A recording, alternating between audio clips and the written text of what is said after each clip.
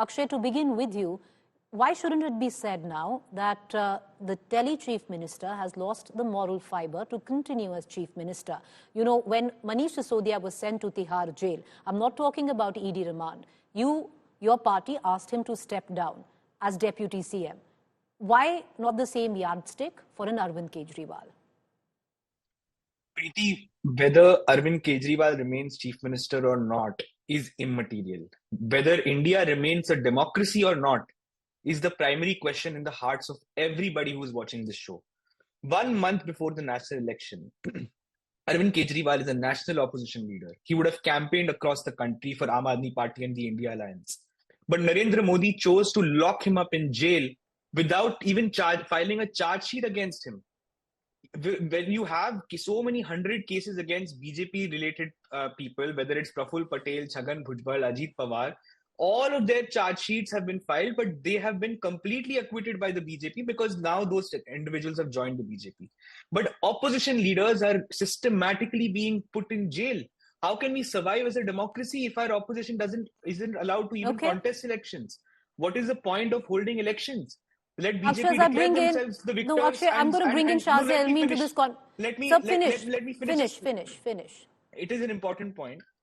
In this particular case, let's look at what evidence they have. They have no documentary evidence. There is no money trail that has been established. The two statements on the basis of which a sitting chief minister has been arrested, one, Sharat Chandra Reddy, who pays 60 crore rupee bribe to the BJP, 6 months, does not name Arvind Kejriwal, then suddenly names Arvind Kejriwal, is let out on bail, pays 60 crore bribe to the BJP. The BJP should answer why they took 60 crore from a scam-accused kingpin. Number two, Magunta Reddy, who has also given a statement against Arvind Kejriwal. 6 months again, same story, did not name Arvind Kejriwal, suddenly names Arvind Kejriwal. Okay. Today, the man is a BJP MP candidate from Andhra Pradesh. That TDP, not BJP.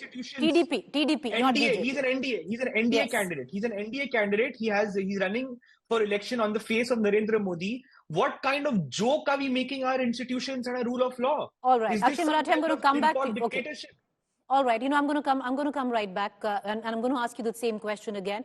If the Deputy Chief Minister had stepped down because Delhi was suffering, why not in this case? Because you're fighting personal battles at the cost of what the Delhi state is. I'll come back to you, sir. I'll come back and ask you that question. Allow me to bring in your counterpart. Shazia Elmi, the question is, this might be uncharted territory where legally speaking, because there is no constitutional hurdle per se if it comes down to a chief minister running his government from the confines of a jail. It's happened in the case of the former telecom minister, Mr. Sukram. It happened in the case of Subrata Roy, where the jail was converted into an office space. Why not in this case is the question. You know, when Jayalalitha was arrested, she did carry on her work from the jail, and that went on for 48 hours. Lalu Prasad Yadav, when he was convicted, he made arrangements and made sure that his wife is happily ensconced in the CM's chair. As for Hemant Soren, he of course resigned, as have other chief ministers.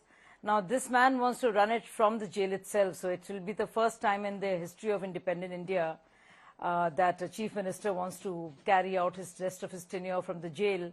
It won't be too difficult also because most of the cabinet is there, so it will be quite easy for him to, carry on.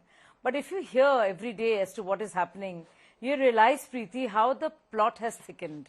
And now how Arvind Kejriwal, first, after having thrown Manish Sisodia and Sanjay Singh under the bus, is now throwing Atishi and Saurabh Bhardwaj under the bus. And that is extremely interesting because that is what came out today, from the conversations. And not just that, even N.D. Gupta said that and Vijay Nair said that, and now Arvind Kejriwal is repeating that. So now, obviously, he's running away from the responsibility and the blame. He's realizing that something, there is a lot that has happened that he can't run away from. So he's now planting the blame on these two, and he's realizing that these two have become very important and they can hijack the party, which is why now we are looking at Rabdi Devi, new version now in form of Sunita Kejriwal ji, for whom the debut was made yesterday and a launch was done from the same Ramlila Maidan from where Arvind Kejriwal was launched. And to my mind, what is shocking here is that this is the court saying This is nothing to do with the ED and what they're providing as in terms of evidence.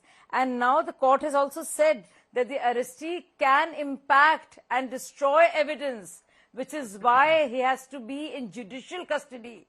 Now, this is a very important observation, and which is why he's going to be there, which means there is ample evidence, because there are 14 and in fact 15 arrests so far. And it's not based on just one statement or two. And even if statements are made, they have to be corroborated with evidence which is there, which is exactly how it's done every time. This is how the criminal law is practiced.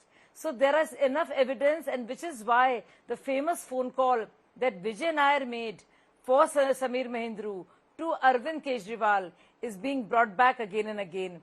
Another question is that Vijay Nair, how much I'm coming to you, sir. I'm coming to you. We'll get equal time. Don't worry. Kailash Gehlot, why did he meet?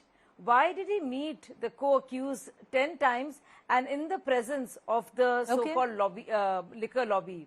Now, this is very interesting, because if you see, Samir Mahindra was the wholesaler, and if you look at you look at the South Cartel, they were the retailers, and you see the whopping profits they got, the windfall gains, and compare that to the excise loss. So there is a case in place to start with. Okay.